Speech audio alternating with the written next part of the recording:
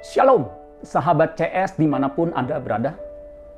Saya senang sekali bisa menjumpai saudara melalui kanal saya ini. Saya akan menyampaikan firman Tuhan dengan judul Tergantung Pemimpin. Tergantung Pemimpin. Saudara-saudara sekalian, ada satu quote dari John C. Maxwell mengatakan begini, jatuh bangunnya segala sesuatu tergantung pada kepemimpinan. Ini satu quote yang menurut saya bagus sekali. Jatuh bangunnya segala sesuatu tergantung pada kepemimpinan. Nah, kita harus mendoakan para pemimpin kita, pemimpin bangsa, pemimpin kota, bahkan pemimpin rohani atau pemimpin gereja, ya, di mana kita beribadah. Saudara-saudara sekalian, kita akan membahas tentang tergantung pemimpin. Nah, sebelum saya melanjutkan, bagi saudara yang sudah mensubscribe dan juga setia mengikuti channel saya ini, saya sangat berterima kasih. Saya menghargai, angkat topi, menghargai saudara yang mau belajar bersama-sama dengan saya, sehingga channel ini bisa terus berkembang, saudara sekalian. Juga saya sangat menghargai saudara yang sudah ikut ambil bagian dengan hanya menggunakan jari, saudara ikut mengambil bagian dalam pelayanan. Bagaimana tidak, saudara sekalian, dengan saudara membagikan siaran ini atau firman Tuhan melalui channel ini, saya percaya mereka yang mendengarkan, ya, firman Tuhan pasti akan diberkati. Karena firman Tuhan mengatakan, Alkitab mengatakan, firman yang keluar dari mulut Allah, Yesaya 55 ayat 11, tidak akan kembali dengan sia-sia. Dia akan mengerjakan apa yang ditujunya, pasti dibuatnya berhasil, akan berhasil. Baik, saya akan lanjutkan ya. Di Yosua pasal 1 ayat 16 sampai 17. Saya akan bacakan buat kita semua. Yosua, ya, itu pemimpin pengganti Musa. Dikatakan begini ya. Lalu mereka ini suku Ruben, Gad dan sebagian Manase, menjawab Yosua, katanya, ya, segala yang kau perintahkan kepada kami akan kami lakukan, dan kemanapun kami akan kau suruh, kami akan pergi. Yosua memang memerintahkan ketiga suku ini untuk menyeberangi sungai Yordan, ya, membantu saudara-saudaranya suku yang lain untuk ikut berperang, mendapatkan bagian mereka. Dan mereka dikatakan taat, saudara sekalian. Sama seperti kami mendengarkan perintah Musa, demikianlah kami akan mendengarkan perintahmu. Hanya Tuhan Allahmu kiranya menyertai engkau seperti ia menyertai Musa. Jadi jelas, saudara sekalian, betapa mendukungnya, suportifnya suku ini, saudara sekalian, di bawah kepemimpinan Yosua. Nah, ada satu terjemahan firman Allah yang hidup. Ini terjemahannya lebih dramatis, saudara sekalian. Ya, saya suka membaca beberapa terjemahan yang bisa memperlengkapi kita dalam mengerti satu kebenaran firman Tuhan. Dikatakan begini, firman Tuhan atau firman Allah yang hidup, Yosua 1 ayat 16 dan 17 dikatakan, mereka semua setuju. Setuju tentunya atas perintah Yosua dan bersumpah. Nah, saya suka makanya terjemahan ini, dan bersumpah untuk setia menaati Yosua sebagai pemimpin mereka. Kami akan menaati engkau sama seperti kami menaati Musa. Mereka berjanji. Nah, saya suka, saudara sekalian. Kita juga harus bertekad, berjanji untuk apa? Mensupport pemimpin kita, gembala kita, presiden kita, ya, gubernur kita, saudara sekalian. Semoga Tuhan Allahmu menyertai engkau sama seperti ia menyertai Musa. Ini satu doa yang luar biasa ya. Kita juga harus mendoakan para pemimpin kita, saudara sekalian. Siapapun yang melawan perintahmu harus dihukum mati. Karena itu majulah terus dengan kuat dan perkasa. Saudara-saudara sekalian, Yosua pemimpin bangsa Israel yang menggantikan Musa. Pemimpin dahulu, Musa itu pemimpin yang dulu, ya, yang digantikan oleh Yosua. Nah, Yosua ini dicintai oleh seluruh suku Israel, bangsa Israel. Yosua seorang pemimpin yang adil dan bijaksana. Maka nggak heran dia mendapat dukungan penuh dari suku atau dari bangsa Israel. Mereka sangat disayangi oleh umat Israel. Nah, yang menarik, saudara sekalian, Yosua ini pernah bertemu dengan Kristus dalam bentuk teofani, dalam bentuk penampakan sebagai malaikat Tuhan yang pada saat itu sebagai panglima bala tentara Tuhan. Ya, kalau dalam bahasa Ibrani, ya, yang diterjemahkan menjadi Jehovah Sebaot, ya, Jehovah Sar Sebaot. Artinya panglima bala tentara Tuhan. Itu dicatat di Yosua pasal 5 ayat 13 sampai 15. Nanti suruh baca sendiri. Ya.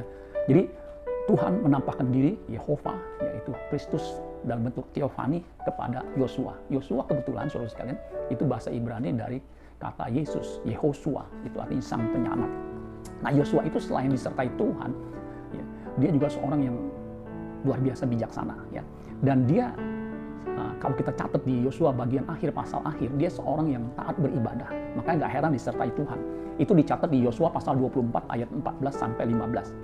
Situ dikatakan begini, oleh sebab itu takutlah akan Tuhan dan beribadahlah kepadanya dengan tulus, ikhlas dan setia. Ini perkataan Yosua. Jauhkanlah Allah yang kepadanya nenek moyangmu telah beribadah di seberang sungai Efrat dan di Mesir. Dan dia bilang apa? Beribadahlah kepada Tuhan. Nah, ayat 15 ini menarik sekali. Tetapi jika kamu anggap tidak baik untuk beribadah kepada Tuhan, pilihlah pada hari ini kepada siapa kamu akan beribadah. Allah yang kepadanya nenek moyangmu beribadah di seberang sungai Efrat, atau Allah orang Amori. Nah, ini luar biasa. Yang negerinya kamu diami ini. Kalimat terakhir perhatikan, tetapi aku dan seisi rumahku, kami akan beribadah kepada Tuhan. Jadi Yosua ini mendorong umat yang dipimpinnya untuk setia beribadah kepada Tuhan. Dan dia katakan di akhir kepemimpinannya, sebelumnya dia terus memberikan contoh, memberikan support, memberikan teladan. Sebagai seorang pemimpin yang beribadah, yang saleh, yang jujur takut akan Tuhan, dia berkata, aku dan seisi rumahku. Jadi bukan hanya dia, tetapi istri dan anak-anaknya dan keluarganya yang ada di rumahnya akan beribadah kepada Tuhan. Dan komitmen seperti itu diikuti oleh bangsa Israel. Makanya saudara sekalian, kepemimpinan Yosua itu mencapai puncak kejayaannya. Dan hal itu jelas dicatat di Alkitab, di Yosua juga saudara sekalian. Yosua 21 ayat 43 sampai 45. Nah, di situ dikatakan begini, ini pencapaian yang luar biasa sebagai seorang pemimpin di mana yang dipimpinnya itu mencapai kemakmuran. Ya, buat apa seorang pemimpin dikatakan berhasil? Tetapi yang dipimpinnya dalam keadaan morat-marit, saudara sekalian. Tidak demikian dengan Yosua. Yosua memimpin dan bangsa umat yang dipimpinnya mengalami kemakmuran, kemajuan, kesejahteraan. Yosua 21 ayat 43 sampai 45 dikatakan begini. Jadi seluruh negeri itu, bayangkan, seluruh negeri itu diberikan Tuhan kepada orang Israel, yakni negeri yang dijanjikannya dengan bersumpah untuk diberikan kepada nenek moyang mereka. Mereka menduduki negeri itu dan menetap di sana. Perhatikan ayat 44. Dan Tuhan mengaruniakan kepada mereka keamanan ke segala penjuru, tepat seperti yang dijanjikannya dengan bersumpah kepada nenek moyang mereka. Tidak ada seorang pun dari semua musuhnya yang tahan berdiri menghadapi mereka. Semua musuhnya diserahkan Tuhan kepada mereka. Jadi betapa tangguhnya bangsa Israel yang dipimpin Yosua itu. Dan perhatikan ayat 45, terakhir dikatakan begini, dari segala yang baik yang dijanjikan Tuhan kepada kaum Israel, tidak ada yang tidak dipenuhi, semuanya terpenuhi. Jadi kejayaan Israel itu dirasakan, janji Tuhan itu digenapi. Kejayaan sebuah negeri itu tergantung dari pemimpinnya. Hal ini tadi seperti yang saya katakan, pernyataan John C. Maxwell, jatuh bangunnya segala sesuatu tergantung pada kepemimpinan. Rick Warren mengutip juga, tapi lebih spesifik, jatuh bangunnya sebuah organisasi. Organisasi jatuh bangunnya tergantung dari kepemimpinan. Apa itu kepemimpinan? Kepemimpinan sederhananya adalah cara memimpin. Cara memimpin. Kepemimpinan itu kan sebenarnya dari awal ada awalan ke dan an, kepemimpinan. Dan kata dasarnya adalah pemimpin. Jadi cara memimpin. Ada yang mengatakan kepemimpinan adalah apa? Seni atau proses mempengaruhi dan mengarahkan orang, tentunya orang lain, agar mereka mau berusaha, bekerja untuk mencapai tujuan yang dikehendaki. Itu pemimpin. Makanya pemimpin itu sebenarnya satu kata, yaitu pengaruh. Dia yang mempengaruhi. Nah, Yesus itu pemimpin sejati, saudara sekalian. Di dalam perjanjian lama, itu ada nubuatan tentang gembala yang baik. Nah, Yesus itu menggenapi gembala yang baik, pemimpin yang baik. Dan kita ini yang percaya kepadanya adalah domba-dombanya. Saudara, Yesus pernah berkata begini di dalam Yosua pasal yang ke-10. Yosua pasal 10 saya akan bacakan buat kita semua. Di ayat yang ke-11, nanti saudara bisa baca di satu pasal itu. Di ayat yang ke-11 dikatakan begini. Akulah gembala yang baik. Gembala yang baik memberikan nyawanya bagi domba-dombanya. Nah, itu jelas, gembala yang baik memberikan nyawanya bagi domba-dombanya. Sedangkan seorang upahan yang bukan gembala dan yang bukan pemilik domba-domba itu sendiri, ketika melihat serigala datang, meninggalkan domba-domba itu, lalu lari. Karena dia bukan gembala sejati, tapi upahan, orang upahan. Sehingga serigala itu menerkam dan mencerai-beraikan domba-domba itu. Jadi jelas, Yesus itu gembala, saudara sekalian. Itu kan ayat 11 dan 12. Kalau kita baca ayat yang keempat, itu dikatakan begini tentang gembala. Jika semua dombanya telah dibawanya keluar, ia berjalan di depan mereka. Dan domba-domba itu mengikuti dia, karena mereka mengenal suaranya.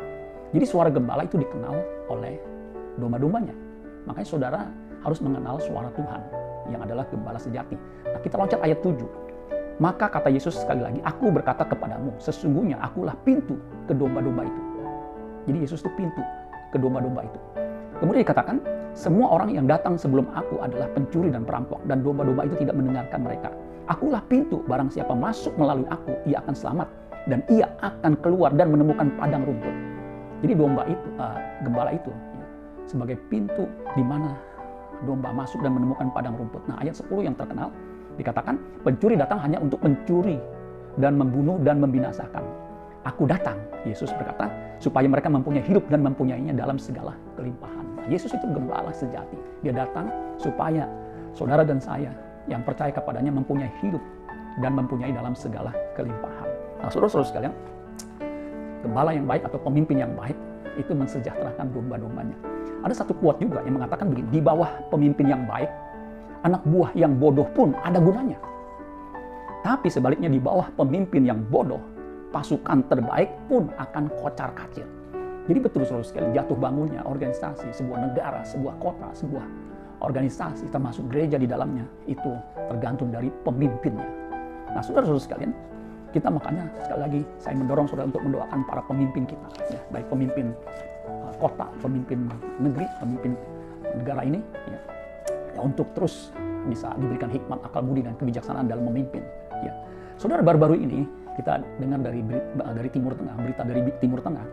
Saya juga terkejut saudara, Afghanistan itu jatuh ke tangan Taliban, ya, faksi yang ada di sana di Afghanistan itu dalam hitungan hari, ya, setelah tentara Amerika akan ditarik mundur dari Afghanistan.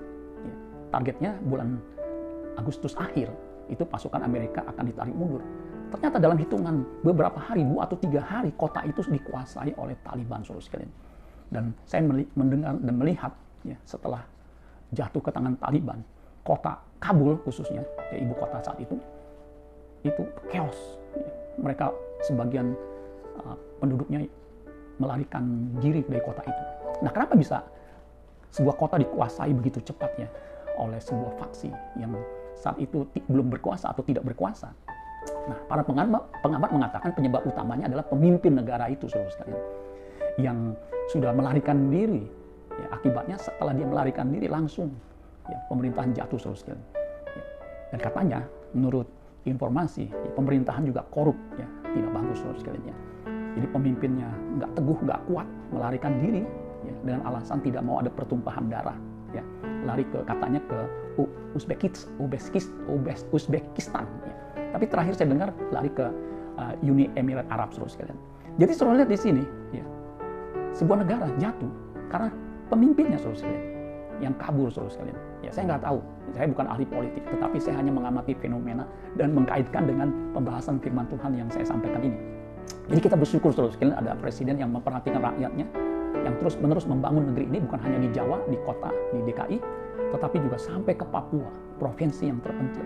Itu saya menyaksikan pembangunan yang luar biasa, saudara sekalian. Makanya kita appreciate, ya, pemimpin kita saat ini yang masih beberapa tahun ke depan, kita harus mendukungnya, saudara sekalian. Biar terus bisa mencapai kemajuan buat kota kita ini, negeri kita ini, ya, bukan hanya di DKI, bukan hanya di Jawa, tetapi juga di tempat lain, di Sumatera, di Aceh, di Kalimantan, Sulawesi, di Bali, Ambon, terus sampai ke Papua. Dan saya melihat, saudara sekalian, Papua mengalami kemajuan yang luar biasa. Ya, kita bersyukur, makanya kita harus mendukung, mendoakan, saudara sekalian. Ya, di tengah-tengah hari kemerdekaan ini, saudara sekalian, kita diingatkan kembali untuk mendukung pemerintahan atau negeri kita ini supaya tetap eksis, ya, menjalankan roda pemerintahan, karena jatuh bangun segala sesuatu, sebuah negara, sebuah organisasi tergantung pada pemimpin. Demikian juga, saudara sekalian, di gereja kita harus mendoakan gembala sidang yang berjerih lelah mengembalakan, apalagi di tengah pandemi COVID-19 ini yang menurut saya sangat sulit, ya, ekonominya sulit, ya, untuk bergerak sulit, ya, untuk memenuhi kebutuhan sulit. Ya, kita harus berdoa agar gembala sidang diberikan kekuatan, rohnya tetap menyala-nyala, karena untuk menyampaikan kebenaran firman Tuhan itu harus memiliki roh yang kuat.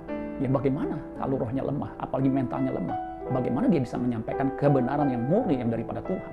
Makanya kita mendoakan pemimpin gereja kita, gembala sidang kita, dan juga pemimpin rohani, ya, karena mereka itu adalah wakil Tuhan yang menyampaikan kebenaran firman Tuhan. Ya, kalau mereka lemah, ya, bagaimana dengan yang dipimpin, saudara sekalian? Ya, Kiranya firman Tuhan ini memberkati kita semua. Sola Gracia. Ku mau melayanimu, ku mau mengasihimu, ke ujung dunia, ke utus, ku siap